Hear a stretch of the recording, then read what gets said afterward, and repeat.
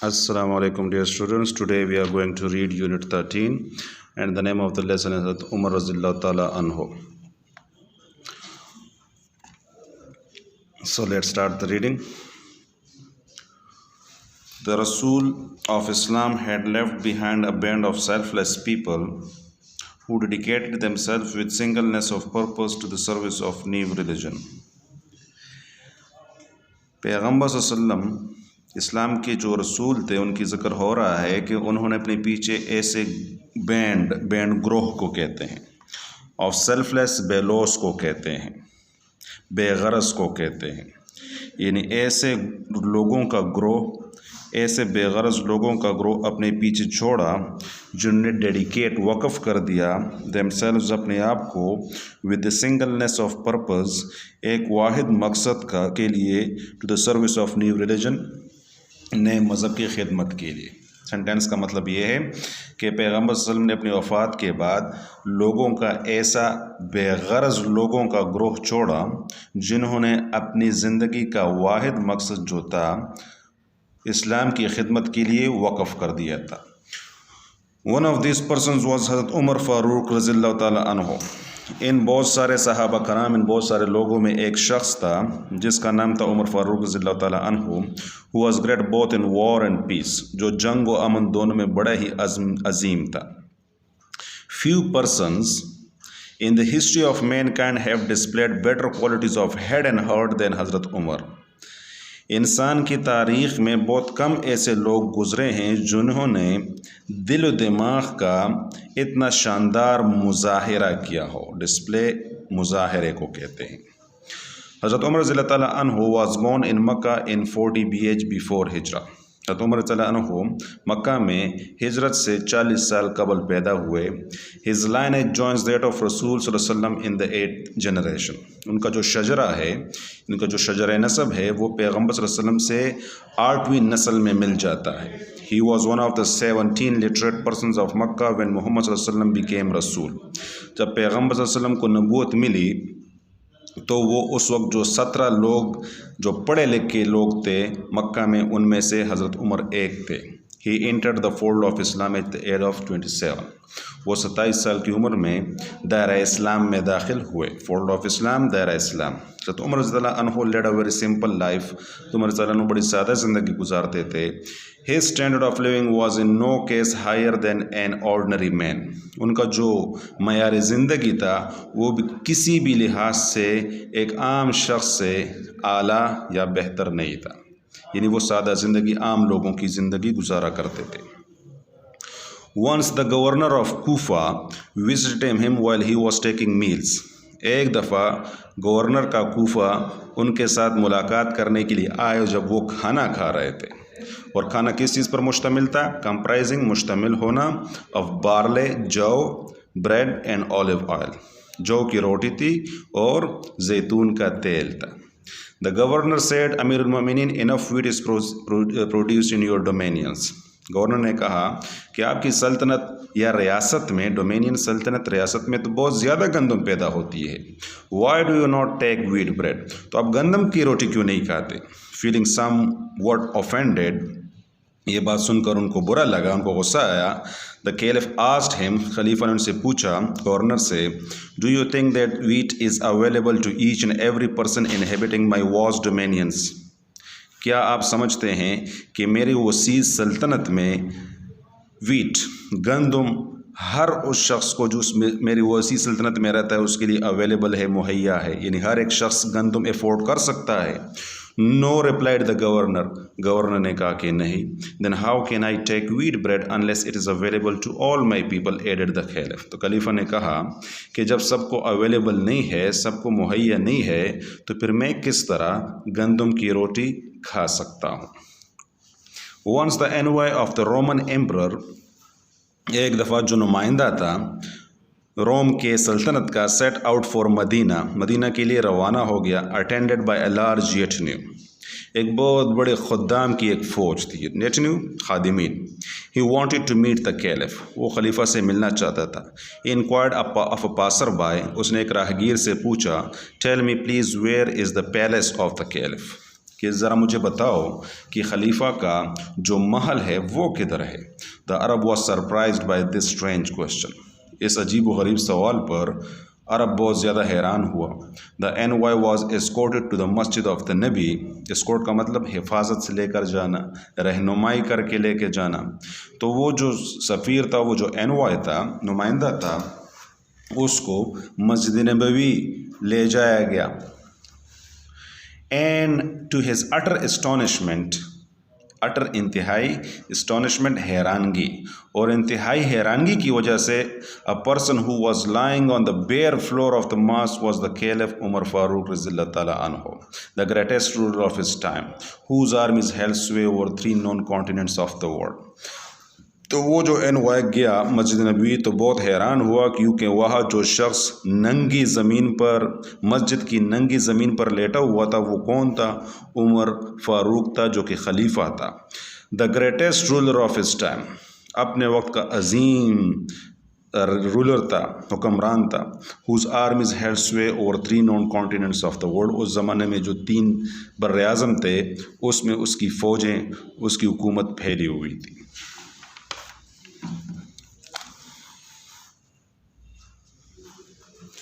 Everyone had easy access to Hazrat Umar radhiyallahu anhu and every person was free to question his actions. ہر ایک جو تھا وہ آسانی سے عمر رضی اللہ عنہ سے رسائی اس کو حاصل تھی، اور ہر ایک کو آزادی تھی کہ اس کے کاموں کے بارے میں پوچھ سکے. Once he said، ایک دفعہ عمر رضی اللہ عنہ نے کہا، I have no more authority over the بیت المال than a custodian has over the property of an orphan. یعنی اس زمانے میں جو بیت المال تھا، اس کے بارے میں عمر رضی اللہ عنہ کہتے ہیں کہ مجھے بیت المال پر اتنی ہی اتھارٹی، اختیار حاصل ہے جتنا کہ ایک کسٹوڈین، محافظ کو ہوتی ہے ایک یتیم کے مال پر. یعنی مجھے بیت المال پر اتنی ہی اتھارٹی ہے، اتھارٹی کا مطلب اختیار ہے، جتنا کہ ایک یتیم کے مال پر کسی شخص کی ہوتی ہے. I had been well to do, if I had been well to do، اگر میں امیر ہوتا، well to do امیر ہونا، I would not accept an honorarium، تو میں جو یہ وظیفہ ہے، تنخواہ ہے، یہ بالکل نہ لیتا حکومت سے. if not، لیکن چونکہ میں امیر نہیں ہوں، I would draw a little to meet the ordinary necessities of life، تو میں اتنی تنخواہ نکالوں گا. draw کا مطلب نکالنا، لینا. اتنی تھوڑی تنخواہ لوں گا جو کہ میری زندگی کی جو بنیادی ضروریات ہیں ان کو پورا کر سکے. Brothers، میرے بھائیوں، I'm your servant and you should neither unnecessarily hoard nor waste. تو وہ نصیحت کرتے ہیں کہ میں آپ لوگوں کا بھائی ہوں، میں خلیفہ نہیں ہوں، میں آپ کا بھائی ہوں، اور تم نہ زیادہ غیر ضروری طور پر ذخیرہ کرو. ہوڑ ذخیرہ کرو، یعنی مال دولت کو، چیزوں کو نہ ذخیرہ کرو، نہ ویسٹ، اور نہ اس کو بے جا فضول خرچ کرو. I must work for the welfare and prosperity of our people. میں ضرور لوگوں کی فلاح و بہبود کے لیے کام کروں گا. Once a person shouted in public meeting، ایک دفعہ ایک شخص جو عام بیٹھنے کی جگہ تھی، پبلک میٹنگ تھی، بات چیت ہو رہی تھی لوگوں کی، تو اس میں وہ چلایا، او عمر، کہ اے عمر، فیئر اللہ، اللہ سے ڈرو. The audience wanted to silence ہم، جو وہاں حاضرین بیٹھے تھے وہ اس کو خاموش کرانا چاہتے تھے، but the caliph prevented them from doing so, لیکن خلیفہ نے ان کو ایسا کرنے سے روک دیا.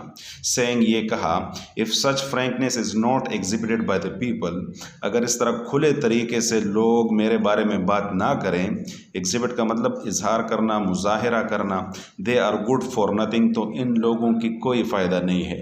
And if we do not listen to them, اور اگر ہم عمرا ان کو نہ سنیں، we would be like them, تو ہم بھی ان کی طرح ہیں، یعنی گونگے بہرے ہیں، ہمارا بھی کوئی فائدہ نہیں ہے.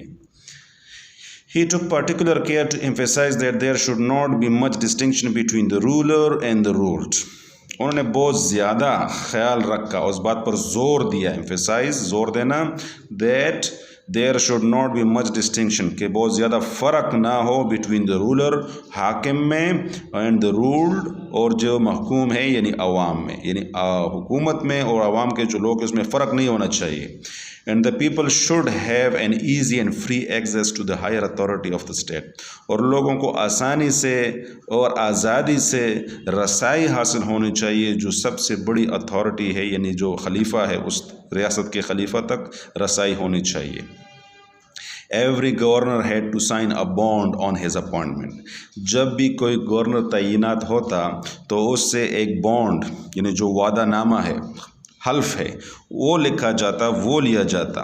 और क्या होता उसमें, that he would put on course cloth, कि वो पटे पुराने कपड़े पहनेगा, and would eat course bread, और रूखी सूखी रोटी खाएगा, एंड दैट द कंप्लेंट, और जो साइल है, would have an easy access to his presence at any time.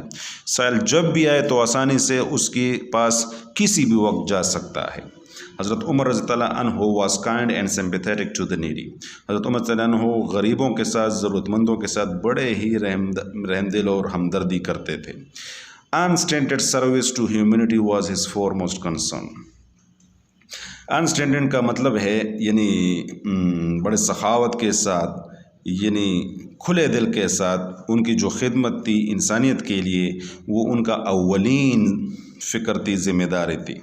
He roamed about at night often under cover. घूमना फिरना, रोम घूमना फिरना, अक्सर रात को घूमते फिरते थे, अंडर कवर भेस बदल कर, in order to acquaint himself with the condition of his people, ताकि लोगों की हालत ज़ार से आगाही हासिल कर सके।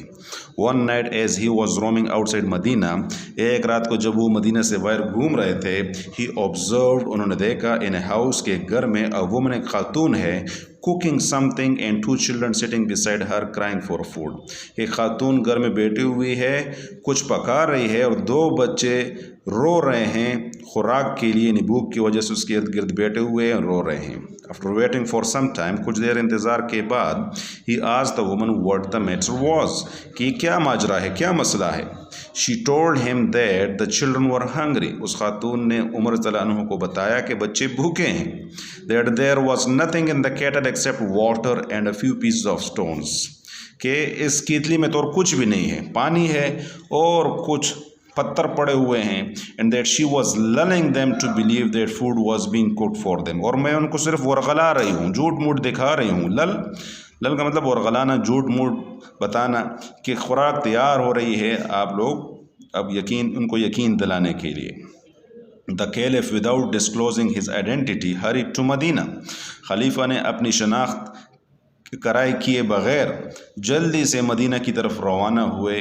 3 miles अवे, 3 मील के फासले पर था वो।